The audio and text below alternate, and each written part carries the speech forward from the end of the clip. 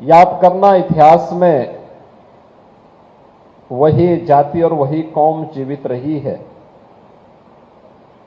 जो अपने पूर्वजों पर, उनके शौर्य को, उनके पराक्रम को,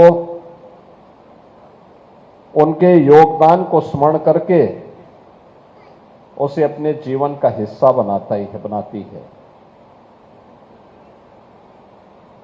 सिक्कों की समृद्धि और उनके प्रगति के पीछे भी गुरु परंपरा के प्रति उनकी अगाध निष्ठा है। गुरु नानक देव जी से लेकर गुरु गोविंद सिंह जी महाराज तक एक ऐसी अनुपम और अटूट परंपरा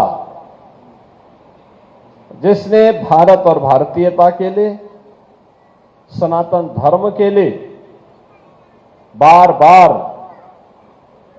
अपनी शहादत दी। जब भी आवश्यकता पड़ी, जब भी सनातन पर कोई संकट आया, सिख गुरुओं ने आगे आकर के अपना सर्वस्व बलिदान करने में कोई संकोच नहीं किया।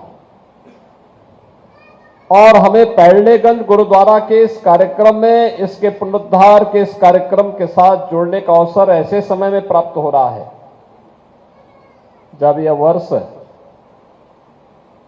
गुरु तेग बहादुर जी महाराज की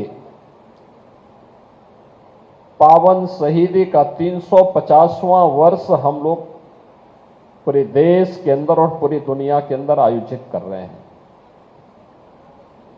ये मेरा सौभाग्य है कि गुरु तेग बहादुर जी महाराज की 350वें शहादत दिवस के कार्यक्रम को अभी पिछले दिनों मुख्यमंत्री आवास से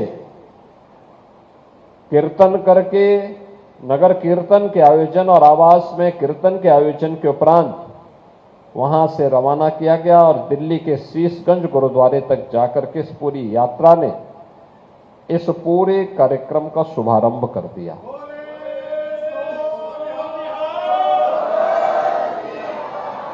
इससे पहले गुरु नानक देव जी महाराज के 550वें प्रकाश पर्व के अवसर पर भी मुख्यमंत्री आवास पर पहली बार यह आयोजन हो पाया था कि वहां पे गुरुबाणी का पाठ हो सके। मुख्यमंत्री आवास में केवल एक आयोजन होता है, वह गुरुबाणी का होता है और गुरु ग्रंथ साहिब जी महाराज को बड़ी पवित्रता के साथ हम इन आयोजनों को साथ आगे बढ़ाते हैं। और वही ताकत है कि आज जो संकल्प वहां लिया गया था, जिसको लेकर के गोरखपुर के हमारे सिख बंधुओं की एक अभिलाषा होती थी, नीटू आदि जो कार्यक्रम बार बार कहते थे कि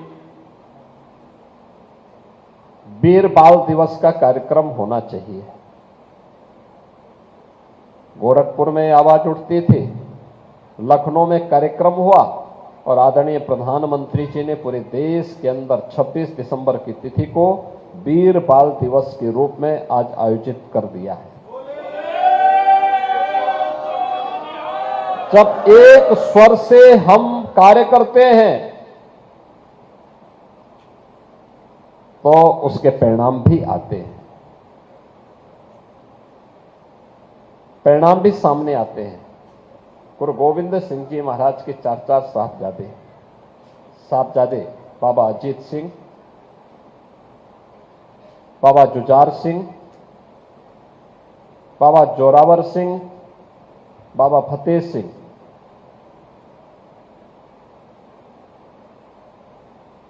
इस देश और धर्म के लिए, उसकी रक्षा करने के लिए अपने आप को बलिदान कर देते हैं। उनको लोभ दिया गया, लालच दिया गया कि इस्लाम स्वीकार कर लो, जान भी बख्श ली जाएगी और रियासत भी मिल जाएगी। उन्होंने कहा इसका हम क्या करेंगे।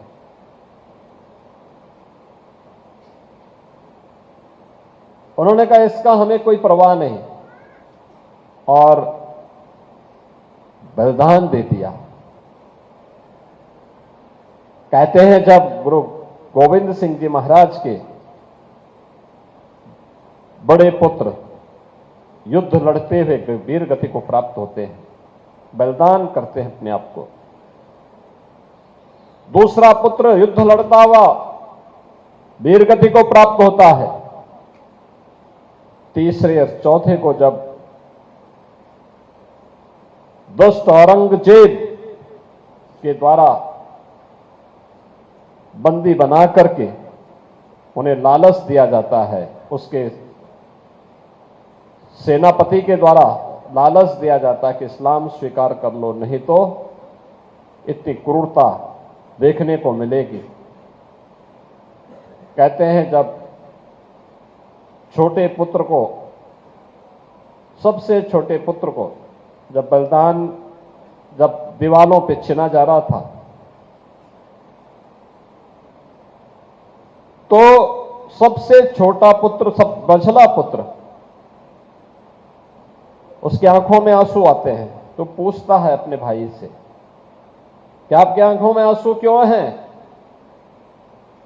वो कहता है कि मैं तो इस धरती पर पहले मैं आया, लेकिन पहले तुम जा रहे हो। इस बात से मुझे आंसू आ रहे हैं क्योंकि पहले तो अपने देश और अपने धर्म के लिए मुझे जाना चाहिए था, और उन्होंने अपने आप को बलिदान कर दिया, लेकिन विधर्मियों के सामने कभी झुके नहीं। ये जो गौरवशाली इतिहास जिस सिख जाति का हो,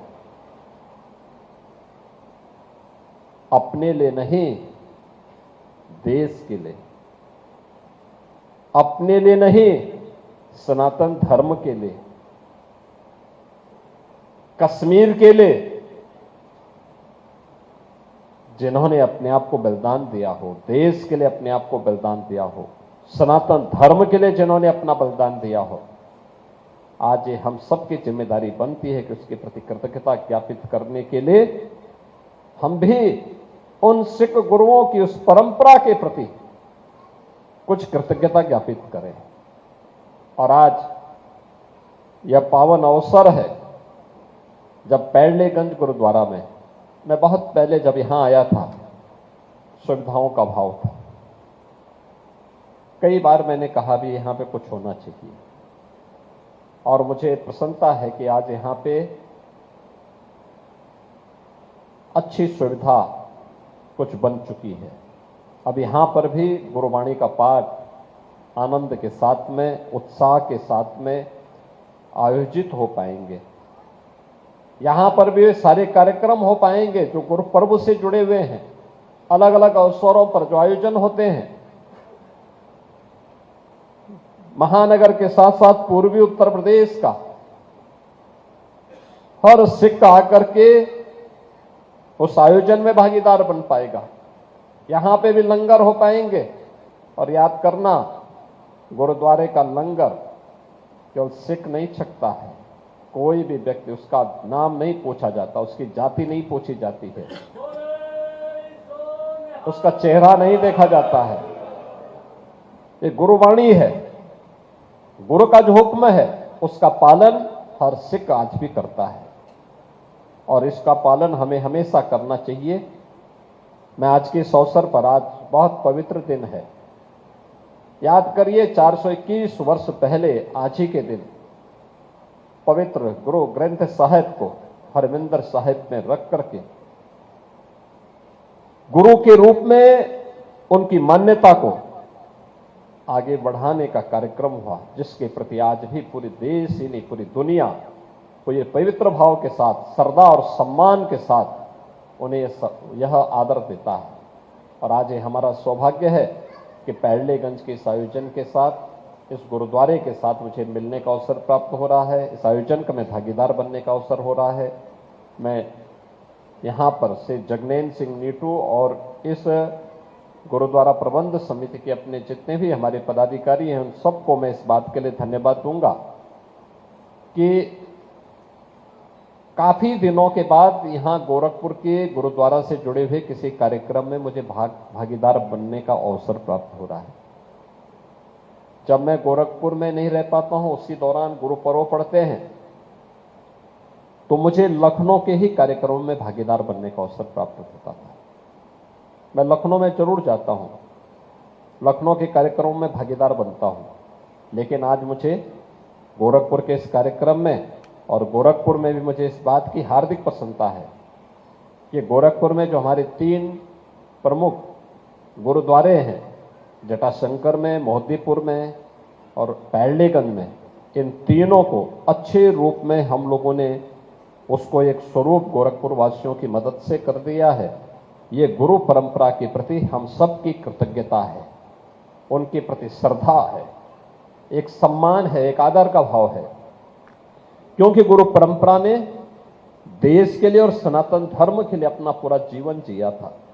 आज के इस अवसर पर मैं एक बार फिर से आप सभी को इस पावन पर्व की हृदय से बधाई देता हूं, अपनी शुभकामनाएं देता हूं और विश्वास करता हूं कि गुरु की वाणी का पालन करते हुए हम सब अपने देश के लिए, अपने धर्म के लिए पूरी ईमानदारी और प्रतिबद्धता के साथ कार्य करेंगे। आप सबके प्रति मेरी मंगलमय शुभकामनाएं हैं। बोले सो निहाल, बोले सो निहाल।